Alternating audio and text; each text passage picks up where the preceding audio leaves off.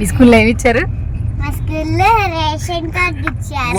Ration card అది ration ration card కాదు, voucher నాన్న లూలు మాల్ది. చెప్పు. అదేనండి రేషన్ కార్డు ఇచ్చారు. విషయం వచ్చేసి మిలీనియర్ డ్రీమ్ వాళ్ళు లూలు మాల్లో సైన్స్ వర్స్ కండక్ట్ చేశారనమాట. సో మాకు ఇది స్కూల్లో ఫ్రీ వోచర్ లాగా ఇచ్చారు. సో ఒక్కదానికి మాత్రమే పే చేయాలి, మిగతా వాటి ఫ్రీ ఎంట్రీ అనమాట.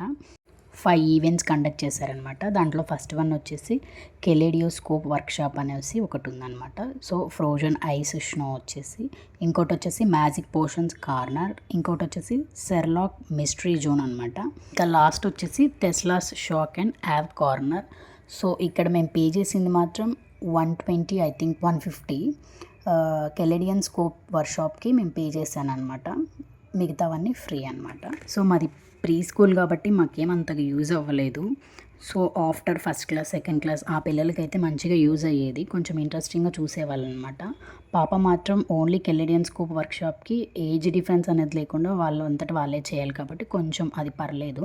మిగతావన్నీ కొంచెం అర్థం అవ్వాలి, రాయాలి. ఇక్కడ మీరు చూసినట్లయితే ప్రతి ఈవెంట్ బ్యాక్గ్రౌండ్ వచ్చేసి వాటి నేమ్స్ ఉన్నాయన్నమాట.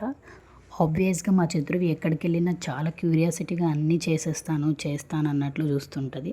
బట్ పర్లేదండి, కంపేర్ టు అదర్ అనమాట. ఇన్ క్లాస్లో ఏ పిల్లలైనా ఇలాంటి ఈవెంట్స్కి వెళ్ళినప్పుడు ఎంజాయ్ చేయాలని అనుకుంటాము. సో దానికోసమే తీసుకెళ్ళామన్నమాట. మేము కూడా బాగానే ఎంజాయ్ చేసింది.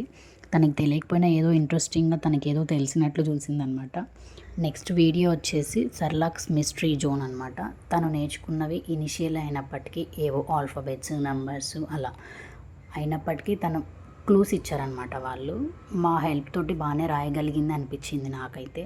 సో నంబర్స్ కానీ ఆల్ఫాబెట్స్ కానీ అలా పర్లేదండి. మా చిత్రువి అయితే పెద్ద ఇంటెలిజెంట్ అనమాట. ఏమంటావు చిత్రువి, ఇంటెలిజెంటేనా? ఏంటి సరే ఇంటెలిజెంట్. నువ్వు ఇంటెలిజెంటేనా?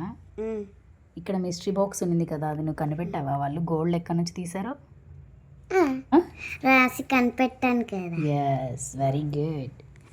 బట్ నేను ఈ వీడియో పోస్ట్ చేసేది మేము వెళ్ళినప్పటికీ చాలా డిఫరెన్స్ ఉందండి. మేము వెళ్ళి 10 days అవుతుంది, నేను పోస్ట్ చేసేది ఇప్పుడు అనమాట. సో కొంచెం లేట్ అయిందనమాట. అయినప్పటికీ తను గుర్తుపెట్టుకుంది. బట్ పాప ఎంజాయ్ చేస్తుంది, కొంచెం టైంపాస్ అవుతుంది అనేసి వెళ్ళామన్నమాట.